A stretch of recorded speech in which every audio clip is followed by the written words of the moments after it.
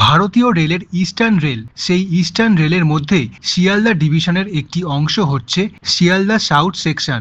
এই ভিডিওর মাধ্যমে জানতে পারবেন যে শিয়ালদা সাউথ সেকশনে কি কি নতুন লাইন পরিকল্পনা করা আছে, সেই লাইনগুলো বা স্টেশনগুলো কোথায় রয়েছে সবটা ম্যাপের সাহায্যে দেখাবো। চলে আসুন ম্যাপে। শিয়ালদা সাউথ সেকশনে টোটাল 9টা লাইন প্ল্যান করা আছে। তার মধ্যে বেশিরভাগ লাইন জমি সংক্রান্ত কারণে বন্ধ রয়েছে, কাজ শুরু হয়নি। ভবিষ্যতে হতেও পারে বা কবে হবে, আদৌ হবে কিনা সেটা বলতে পারবো না, সময় হলেই জানা যাবে। চলুন দেখে নিই সেই লাইনগুলো কোথায় কোথায় রয়েছে।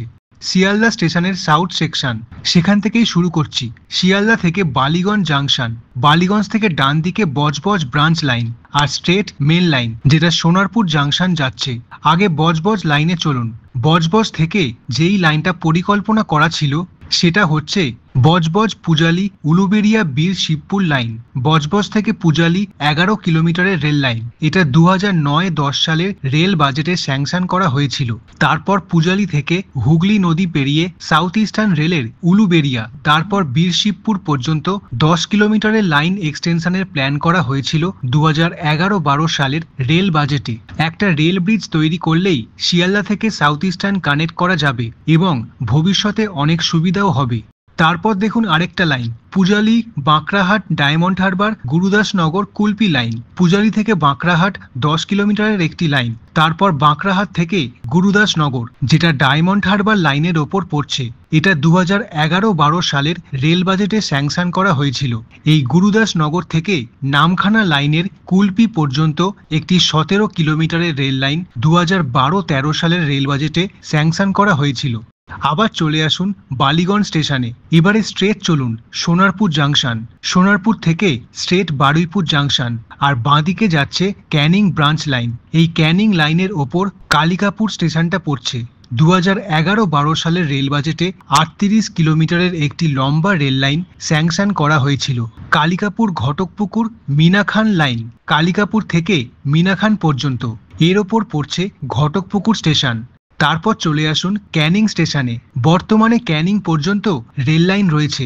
2009-10 রেল বাজেটে স্যাংশন করা হয়েছিল ক্যানিং থেকে 5 কিলোমিটার দূরে ভাঙনখালি পর্যন্ত মাতলা নদী পেরিয়ে। তারপর 2011-12 সালের রেল বাজেটে 14 কিলোমিটার এক্সটেন্ড করার প্রপোজাল দেওয়া হয় ভাঙনখালি থেকে বাসন্তী পর্যন্ত। আবার বাসন্তী থেকে 23 কিলোমিটার দূরে ঝাড়খালি পর্যন্ত রেল লাইনের প্ল্যান করা আছে। এটা হচ্ছে ক্যানিং ঝাড়খালি এক্সটেনশন। আবার চলে আসুন সোনারপুর জাংশনে। মেল লাইন ধরে চলে আসুন বারুইপুর জাংশনে। বারুইপুর থেকে ডান দিকে যাচ্ছে মেল লাইন, যেটা ডায়মন্ড হারবার যাচ্ছে। আগে সেই দিকেই চলুন। এই ডায়মন্ড হারবার লাইনের ওপর পড়ছে সংগ্রামপুর স্টেশন। 2011-12 সালের রেল বাজেটে সংগ্রামপুর থেকে কৃষ্ণচন্দ্রপুর রেল লাইন স্যাংশন করা হয়েছিল। এটা 25 কিলোমিটারের ডিস্টেন্স। কৃষ্ণচন্দ্রপুরে একটু পরে নিয়ে যাচ্ছি। এই ডায়মন্ড হারবার লাইনে আরেকটু এগিয়ে চলুন গুরুদাসনগর স্টেশনে। এটা আগেই বলেছি যে পূজালি থেকে কুলপি পর্যন্ত লাইন প্রপোজ করা আছে এই গুরুদাসনগরের ওপর দিয়ে। আবার চলে আসুন বারুইপুর জাংশনে। বারুইপুর থেকে এবারে নামখানা ব্রাঞ্চ লাইন ধরে চলে আসুন জয়নগর মাজিলপুর স্টেশনে। এবারে এখানে অনেকগুলো লাইন রয়েছে। দেখুন 2009-10 সালের রেল বাজেটে স্যাংশন করা হয়েছিল জয়নগর মাজিলপুর রায়দিঘি লাইন ভায়া কৃষ্ণচন্দ্রপুর।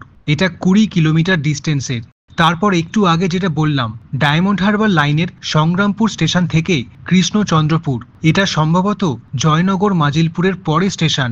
মথুরাপুর রোডের ওপর দিয়ে এসে কৃষ্ণচন্দ্রপুর মিশবে।